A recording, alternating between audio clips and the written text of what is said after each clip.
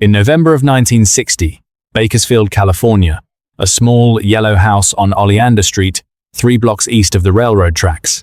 Margaret Calloway is 61 years old, and the sheriff's deputy is carrying her husband's armchair out the front door.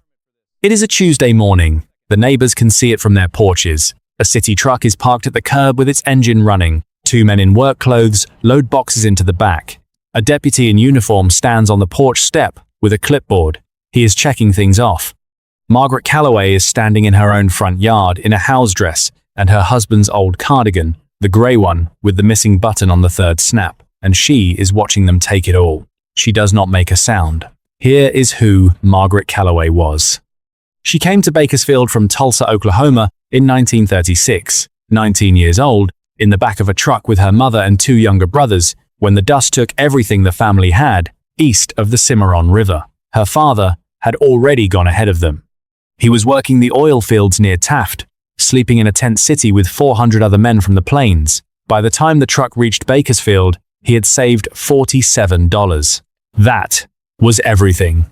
She met Thomas Calloway in the fall of 1938 at a church social in the Kern County Fairgrounds. Thomas was from Beaumont, Texas, a big, quiet man with a mechanic's hands and a way of listening to a person that made you feel like you were the only thing in the room. He had been working the railroad yards since he was 17. He had a lunch pail and a good name, and nothing else in the world. They married in February 1939. They rented a house on Oleander Street for $22 a month. Thomas worked the Southern Pacific Yard as a freight handler. Margaret took in ironing. They had 1 son, James, born in 1941, and 1 daughter, Patricia, born in 1943. Thomas was 34 when Pearl Harbor happened and wanted to enlist. The draft board classified him essential at the railroad yard and would not let him go. He appealed the classification twice. They turned him down twice. He drove a freight locomotive every night for 4 years on the Pacific Coast rail lines that moved war material from the ports to the inland depots. He never talked about what he felt about not going.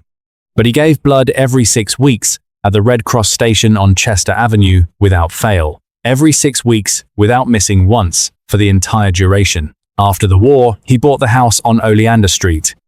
He paid $6,000 for it. He put $1,200 down, everything they had saved in 6 years of working and ironing and doing without. He carried the note with Kern County Savings and Loan at 4.5%. He paid $29.40 every month without fail, the same way he gave blood, without missing once. He worked the railroad yard for 31 years. He came home every night at 6:15. He had supper with the family. He helped James with the long division that James could not get right until the 7th grade. He drove Patricia to piano lessons on Saturdays, even when the car needed a water pump and he could not afford the part yet and had to drive with a jug of water on the seat beside him and stop twice to fill the radiator. He was not a man who made speeches. He was a man who showed up. In March of 1957, he went to see the company doctor about a cough he had been carrying since winter. The doctor sent him to the hospital on Truxton Avenue. They took pictures of his chest. The pictures showed what the pictures showed. He worked as long as they would let him, which was 14 more months. He died in May of 1957. He was 50 years old. Thomas Calloway left Margaret with the house, an insurance policy that paid out $600, a 1,951 Ford pickup with a bad clutch, and a railroad pension that came to $41 a month. The note on the house was $430, still owed to Kern County Savings and Loan. The monthly payment was $29.40. Margaret had James's help for a while. He was working at a filling station on Union Avenue, and Patricia sent what she could from Sacramento, where she had married a schoolteacher the year before. But in the summer of 1959, the filling station closed. James found work at a cannery in Fresno and had to go where the work was. The money from Sacramento thinned out when Patricia had her first child, and her husband's salary covered only so much. Margaret took in ironing again, the same way she had in 1939, the same board, the same steam iron Thomas had bought her in 1951, the same careful work. She was 60 years old, pressing other people's shirts at $1.25 a basket. She made the payment in September. She made it in October. In November, the steam iron burned out, and she had to buy a new one at the hardware store on 19th Street, $15.60. She did not make the November payment. She wrote a letter to the bank explaining what had happened and telling them she would make it up in December. The bank wrote back, The letter was polite. It said what it said. She made half the December payment. A man from Kern County Savings and Loan came to the house in January. He was not unkind. He sat in the living room and looked at the payment ledger and looked at his own papers and told her what the law allowed him to do and what it required him to do. He said the bank had no choice in the matter. He said it twice, which is the number of times a man says something when he does not quite believe it himself. The foreclosure notice came in the mail in February. She had 60 days. Margaret Calloway sat at her kitchen table with that notice, and she read it 3 times. She folded it in quarters and put it in the drawer under the silverware. Then she went back to her ironing board, and she kept working. Her neighbors knew what was happening. On Oleander Street, things like this did not stay private for long. The women on the block left food on her porch, the way women on that kind of street had always done for one another. A casserole dish, a loaf of bread wrapped in waxing paper, a jar of pickled green tomatoes from someone's garden. Nobody said anything directly, they just left the food. Nobody could stop what was coming. The city truck arrived on the first Tuesday of November. The county had been efficient about it. The debt was $61.50, 2 missed partial payments across 14 months of trying. The house had been sold at the county tax auction 3 weeks earlier to a property holding company out of Los Angeles, whose name appeared on the deed as a set of initials followed by Holdings, LLC. Nobody in Bakersfield had heard of them. The new owners had been quick about the writ of possession. 2 days' notice. Margaret had packed what she could into cardboard boxes and stacked them in the hallway. Her clothes, Thomas's watch that had stopped in the hospital, the children's school photographs, the Bible that had come from Tulsa in the back of that truck in 1936, with the family names written inside the cover in her father's careful hand. She had packed these things herself because she would not let a stranger touch them. The rest, the furniture, the kitchen table, the 4 chairs Thomas had brought home one by one in the bed of the pickup because he could only afford one at a time, all of it was to be removed to satisfy the claim. The holding company had sent the city truck and the 2 work crew men to clear the property. The armchair went first, Thomas's chair, the one he sat in every evening after supper to read the paper. The fabric on the right arm was worn through to the stuffing from 30 years of use. One of the work crew men carried it out the front door over his shoulder like it weighed nothing. He set it in the truck bed next to a box of Margaret's good dishes. Margaret watched from the yard. Her neighbor, Edna Purcell, 63, came across the property line and stood next to her without saying anything and put her hand on Margaret's elbow, which was the best thing Edna Purcell knew how to do, and she did it. The deputy checked items off the clipboard. Inside the house, drawers scraped open. Feet moved on the linoleum. A dog somewhere on the block barked twice and went quiet. The city truck engine idled at the curb. The man had been driving north on Chester Avenue when he saw the truck. He was in a dark blue Cadillac, a '59 model with a California plate. He had driven down from Los Angeles the night before for a location meeting at a ranch property east of town that a producer was considering for an upcoming picture. The meeting had finished by 9 in the morning. He was heading back to the highway. He did not know Oleander Street. He had turned onto it by accident, following what he thought was a shortcut through to the on-ramp. He saw the city truck first, then he saw the 2 men loading furniture, then he saw the deputy with the clipboard, then he saw the woman standing in the yard in the grey cardigan. He did not slow down immediately. He drove past the house at regular speed. He went to the end of the block. He sat at the stop sign for a long moment with both hands on the wheel. Then he made a U-turn. He parked the Cadillac against the curb 2 houses down. He sat for a moment. He got out of the car and stood beside it and looked at the scene down the block. He was a big man, 6'4", in a tan canvas jacket and dark trousers and a working man's hat, not a costume hat, not a fancy Stetson, but a plain felt hat that had been worn in actual weather. He had been up since before 6. He had not shaved that morning. Nobody on Oleander Street recognized him yet. He walked down the sidewalk slowly, not hurrying, looking. He stopped at the edge of Margaret Calloway's front yard, outside the property line, and he stood there and watched. He did not announce himself. He did not approach the deputy. He watched 1 full minute, then he turned and walked back to the Cadillac. The neighbors who saw him walk by thought he was someone's relative from out of town, or maybe a man from another city truck crew checking an address. He carried himself the way a man carries himself when he does not feel the need to explain what he is doing. He got in the Cadillac. He drove 2 blocks south and stopped at a phone booth on the corner of Oleander and Niles. He was in the phone booth for 11 minutes. The owner of the cleaners on that corner, a Korean War veteran named Harold Stem, watched him through the window and recognized him halfway through those 11 minutes and did not say anything to anyone, because something about the man's posture inside the phone booth, the way he stood, straight, one hand pressed flat against the glass, made Harold Stem understand this was not a moment for interrupting. The man made 3 calls. The first call was to his personal attorney in Los Angeles. The second call was to a man he knew at a title company in Bakersfield.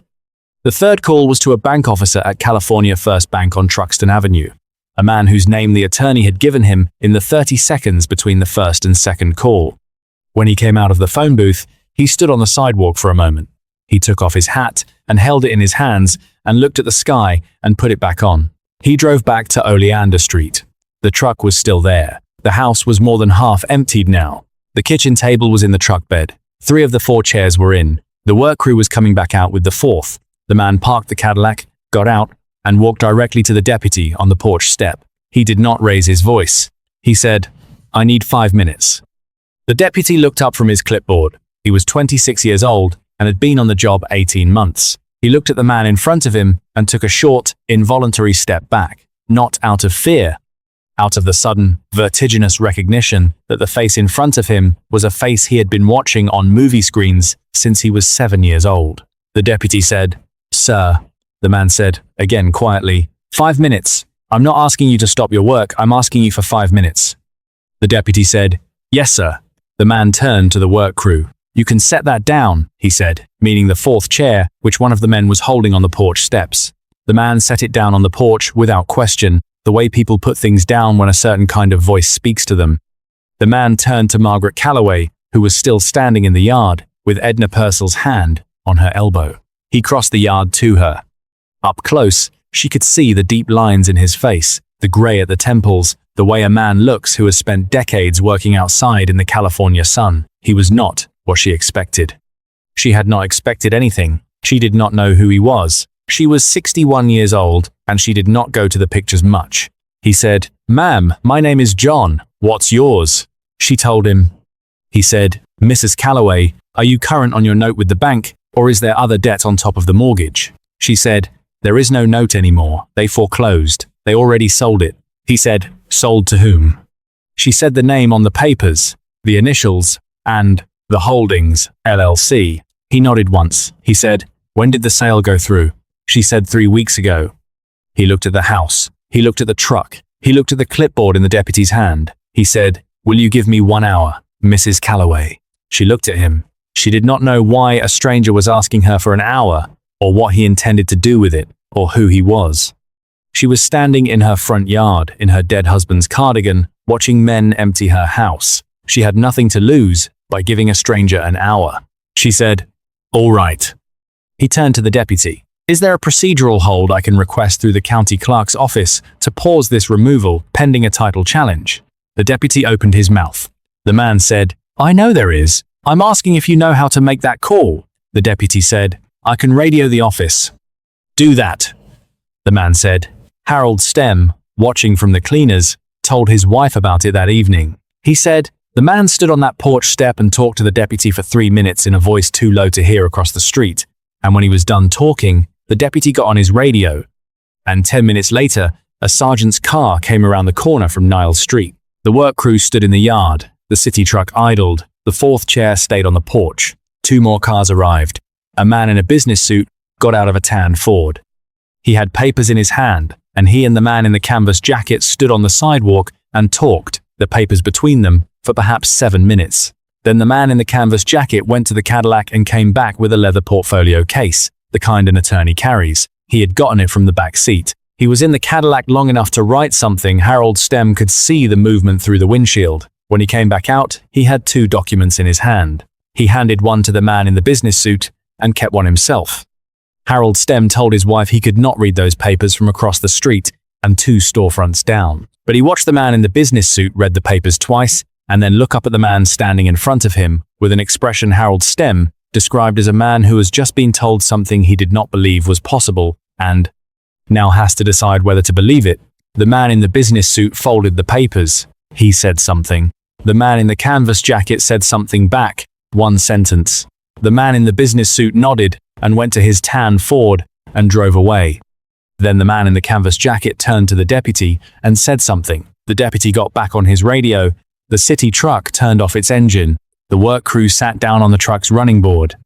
Edna Purcell, still standing next to Margaret in the yard, said later that she had not understood any of what was happening, not the papers, or the calls, or the man in the business suit.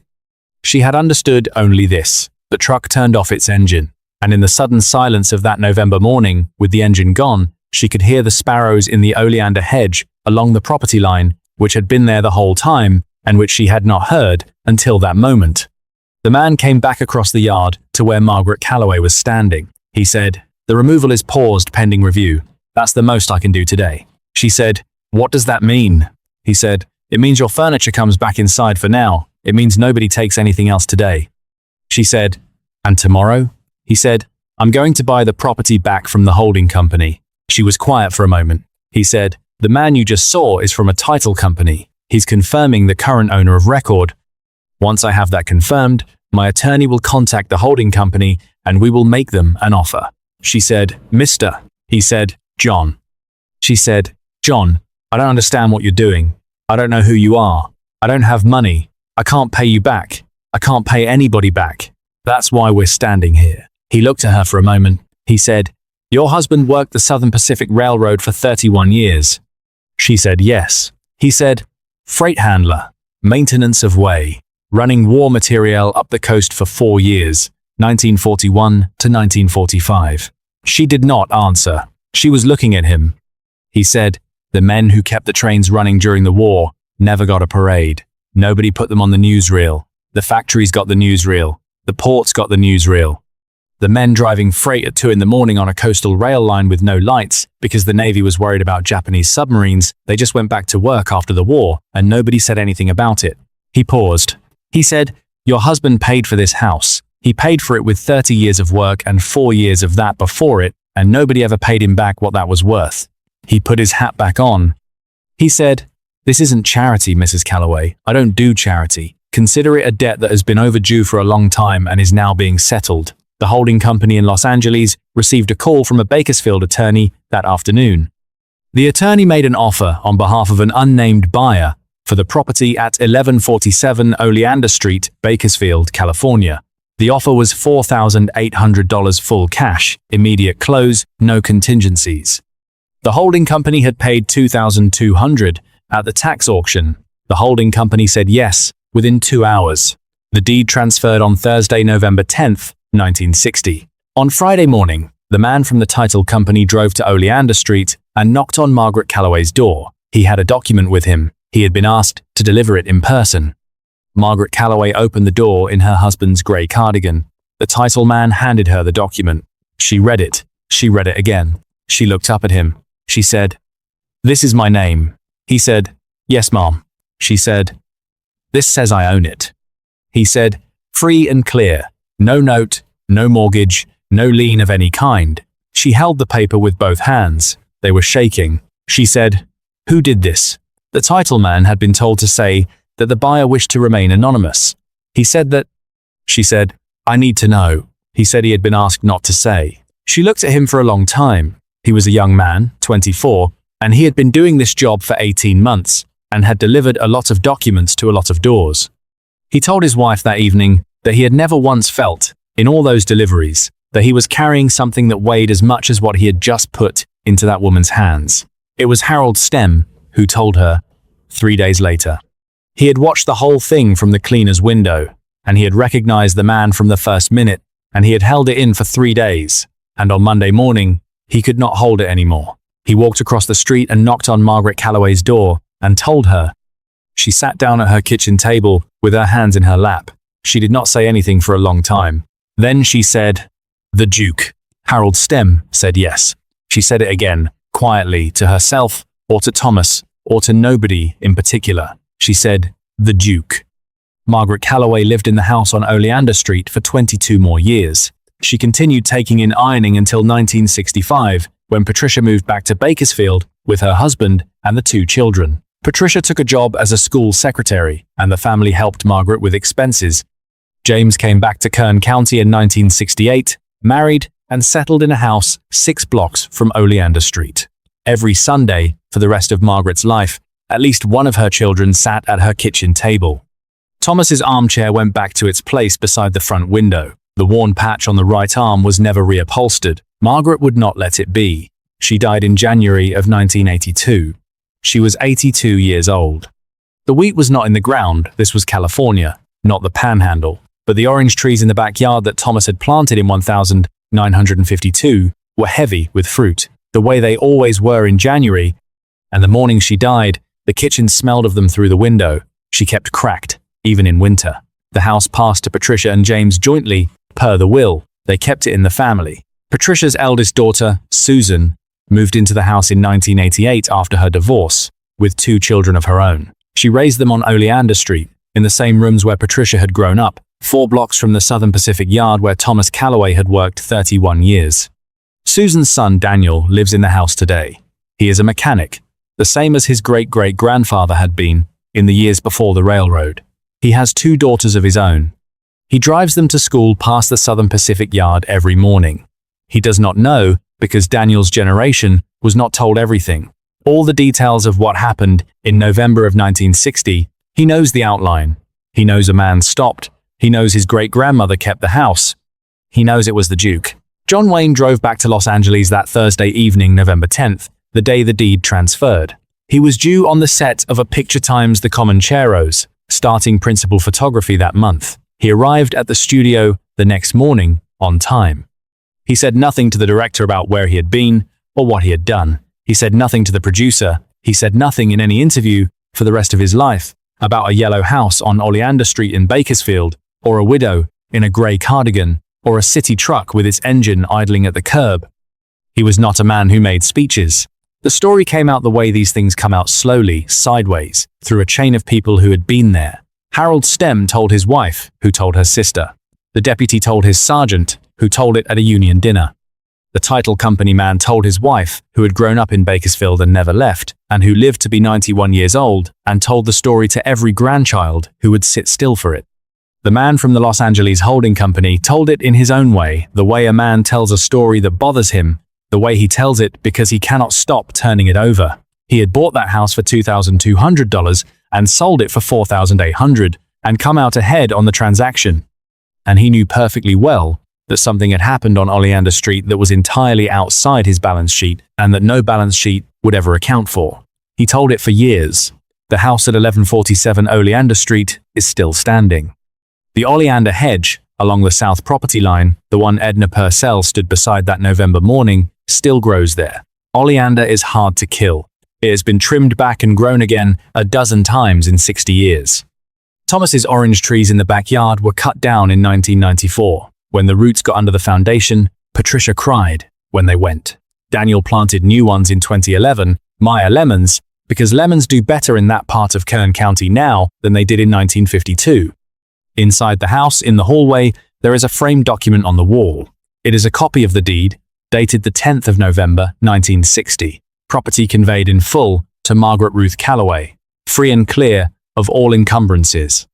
The buyer's name is not on it, because the buyer would not let it be written there.